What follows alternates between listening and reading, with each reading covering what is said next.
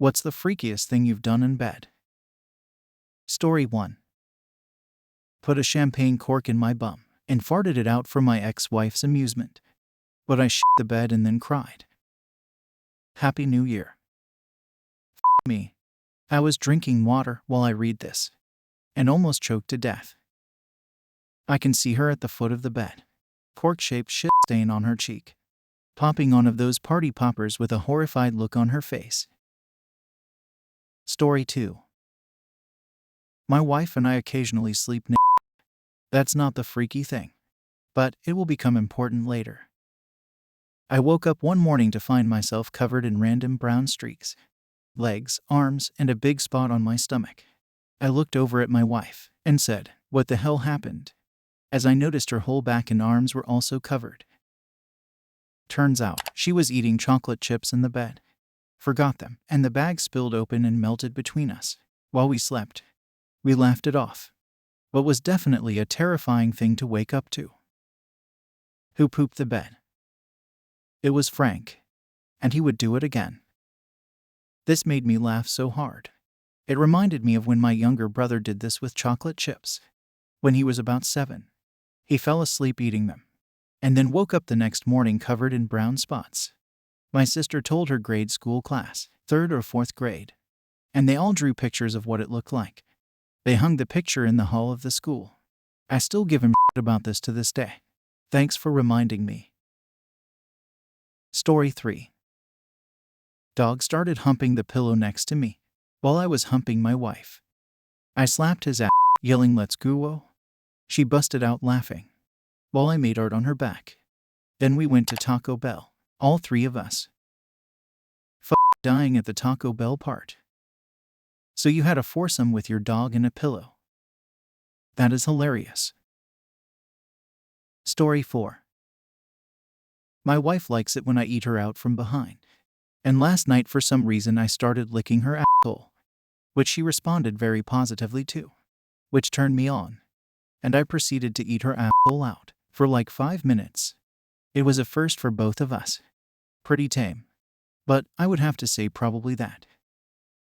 Oh, 2023, when eating ass is tame. 2023, when eating ass is tame. And a cream pie is kinky. Yes, I really don't get it. I'll just be talking to a guy, and they'll be asking where you want them to come. If you have sex, well, believe it or not, I don't get any sensation from you coming on me. I realize there is a kink aspect to it for some, but I feel like that wouldn't be how things begin. Story 5. Had a FMF threesome with a bi and lesbian couple. Stipulation to it happening is, I had to let the lesbian of the couple peg me. 15 on 10. Would do it again. Edit.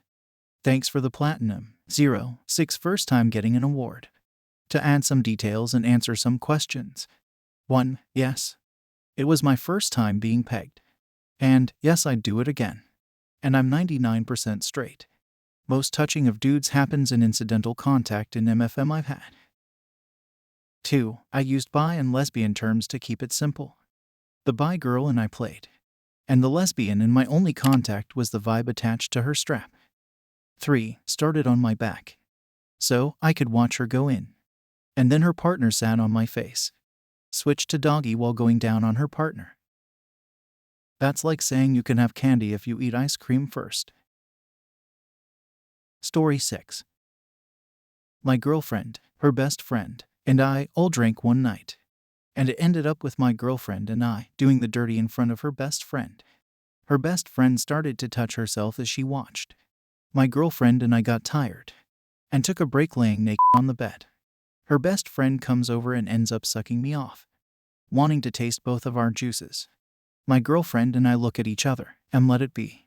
So we start making out while I'm getting sucked on. I feel a lot of saliva come out of her best friend's mouth, which I ignored.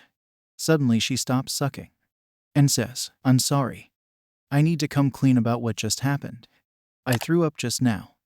She threw up while going down on me. I got up, went to shower, and the night was over immediately. My girlfriend and I agreed. Never ever again will that happen. I didn't even finish that night. And that's how I met your mother. Finally, I didn't finish the show. So, thanks for the reveal. Story 7. I was dating a sweet nerd at the time, and the subject of porn he used to watch when he was young came up. And he had a whole thing for the whole succubus hentai thing. So, I tied him down without explaining too much. And then I basically kept him there for the day, getting him off repeatedly, then feeding and tending to him, and then just getting him off again. He couldn't help but get hard every time I used my mouth. So our final count was 22 times over 10 hours. I wonder if her still goes on Reddit. This reminds me of the guys in high school who would tell us that they made their girlfriend or 19 times in a row, or some bull. Story 8. Let a sorority girl handcuff me to the bed, knowing she didn't have the key. Her sisters cut me out with bolt cutters later that evening. Wait, did you both know she didn't have a key prior to handcuffing, or did only she know she didn't have a key? She told me, and I had her put them on anyway. Alcohol may have been involved. LOL. Fair enough. That's wild. Alcohol and leads to a lot of 50 coin flips. Elmow. Story 9. There was this one time I laid down and blacked out to have a diabetic seizure. My roommate noticed and called for paramedics. I distinctly remember trying to thrash around to grasp something to pull myself up. To everyone else, though, it just looked like I was wildly punching myself in the dick. Also, I'm told I kicked a police officer several times during that seizure. Not to laugh at you having a seizure. I'm type 2. But when I read, looked like I was wildly punching myself in the dick. I got a visual. Let out a laugh so big, it scared my dog, and he peed on my floor. Thanks. That was funny and a good laugh was had. Be right back. Getting paper towels and wood cleaner. If it makes you feel better. Out of all the weird diabetic behaviors I've ever seen as a medic, I only remember one. TW for homophobic slurs. Because I feel the impact is the entire point of the story. Guy just sitting, eating his breakfast. I'm told his sugar is low by family. I talk to the guy. He appears fully alert and oriented, and is attempting to refuse my assessment politely. So far, he is allowed to refuse it, legally speaking. Doesn't seem like his sugar is low. But he is also eating Cheerios with sugar poured on top of it. Could be he felt it coming on, and tried to fix it. And it's all good. But family knows him better than I do. So I need to try and find a tactful way to be able to treat this guy under what's called implied consent, in case something is truly medically wrong. Or I need to basically get medical control to say I can kidnap him with police assistance, just because family is telling me something is wrong. However, firstly, this is the nuclear option, and rarely done, as it is essentially me and the hospital suspending your civil rights temporarily, until you are medically cleared. Second, the police.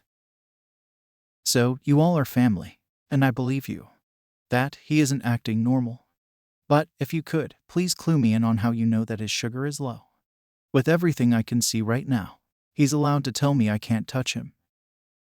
Every time his sugar gets low, he really starts hating on his nephew. Normally they're super tight, and I heard him ragging on him all morning. So the nephew gets up from the living room couch and simply walks over and stands in the threshold to the kitchen. My patient's face noticeably hardens. Patient immediately launches into a tirade. That was the highest faggot per min count I have ever heard.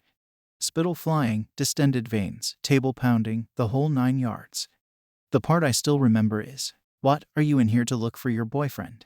You faggot ass bitch. Coming in here to try and suck my d***. You sick faggot. Get the out of here.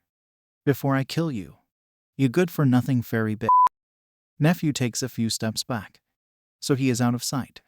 My patient immediately relaxes and resumes eating as if nothing happened. Is nephew even gay? No. In fact, his girl stayed the night, but left for work. She's the one who got uncle that bowl of Cheerios. I managed to talk patient into letting me get a blood sugar and verify it was low. Monitored him until it came up from the cereal. Left him in family with instructions to get him a bigger breakfast.